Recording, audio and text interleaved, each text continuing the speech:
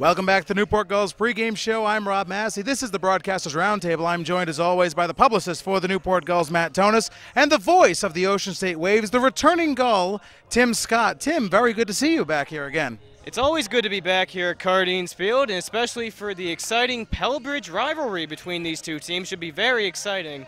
Now, the last game 2 of the Pellbridge series, very strange game, ended in 6 games. We played technically 6 2/3 innings, but because of all of the rain, 2 delays down there at Old Mountain Field, historic Old Mountain Field in Wakefield, Rhode Island.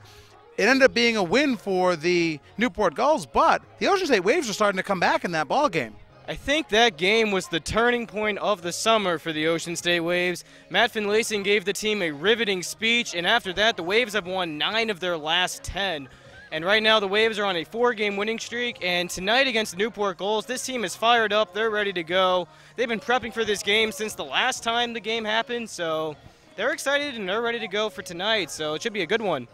Now, Matt, the Gulls are on a streak of their own. Unfortunately, it's on the losing side. A walk-off loss down in Mystic the other night against the Mystic Schooners. A chance to tie for first place and take the lead with tiebreakers against the Schooners. They could not come up with it. Yeah, the Gulls have had a really up and down stretch over the last 10 or so games. I believe they're 3-7 in their last 10, which is not good enough to maintain a playoff spot. They're right now in 3rd place behind Mystic and Ocean State. Tonight will go a long way in trying to move back, get in the winning ways, especially after an extremely tough loss at Fitch High School Field on Saturday. Now, the Gulls had 13 strikeouts overall offensively, coupled with 12 hits and 5 runs that were scored overall, but it wasn't enough to get the victory out there. The 13 strikeouts are very, it's a big bullet point for this team. They strike out a lot recently. Yeah, you can't win games striking out that often. You need to put the ball in play, try to make something happen, because even if you're hitting ground balls, hitting balls that are normally caught, something weird can happen. Just put the ball in play, pray for something good. That's what the Gulls need to get back to doing. Obviously, it looks like a blip on the radar because they haven't struck out too much as a team so far this season, right? It looks like just in the past couple games, you need to turn that around and try to get back on the winning side. Tim, for the Ocean State Waves, 9-1 in their last 10. They are the hottest team in the NECBL right now. They beat the first-place Laconia Muskrats a couple of nights ago. What has been the key to success for the Ocean State Waves after that loss in 6 innings to the Newport Gulls? Well, the biggest key has definitely been power hitting for the Ocean State Waves. So far, the Waves have hit 20 home runs as a team, and combined between Tim Lynch and Chucky Robinson, 13 home runs. So definitely power hitting and power pitching have definitely been the keys. The Waves have only allowed 16 runs in their last 10 games. So in hindsight, it's going to be very important for the Waves to continue their powerful hitting approach, their powerful pitching approach, and I think if they can continue that, then they can continue this hot streak well into the summer. Now, Matt, one thing that we talked about with the Newport Gulls overall at the beginning of the season was how good the pitching staff has been. For most of June, they had a sub-2 ERA. Their ERA now over 3 with the loss against the Mystic Schooners the other night.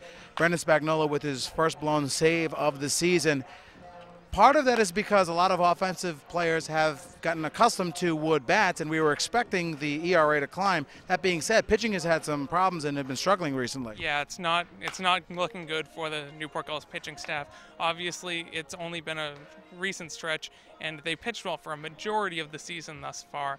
But I think one start can change the entire mentality. One game, one guy going out there and saying, "Look at what I'm doing, follow me." And that could happen tonight. Hopefully for the Newport Gulls, it happens sooner rather than later, so they can try to hold their spot in the Southern Division standings. Now, this is an important stretch of 7 days for the Newport Gulls as they face all 5 of their Southern Division opponents, with the day off on Sunday coupled in, and tomorrow going to Vermont playing the number 2 team in the Northern Division, the Vermont Mountaineers, who have one of the hottest hitters in the league overall in Thomas Rulis. This is a very important week for the Gulls to get back into the swing of things. They are in contention. They are playing a team in the Danbury Westerners that aren't really in contention right now as we talk in early July, but have played upset city against most of the teams, including the Gulls, a couple of nights ago. How important is getting at least a winning record this week, if not sweeping your entire division? It's hugely important. Every game matters now. A mantra among the Newport Gulls for the past few seasons is June is spring training, July is the regular season, and they really need to just get off and running here in early July and try to make a run that they can sustain from now until the middle of August when they hoist the Fay Vincent Cup. Now, Tim Scott, with the Ocean State Waves, they come in here tonight, as we've been pointing out, 9-1. They're looking for win number 10 to make it 10-0 over their last 10 games.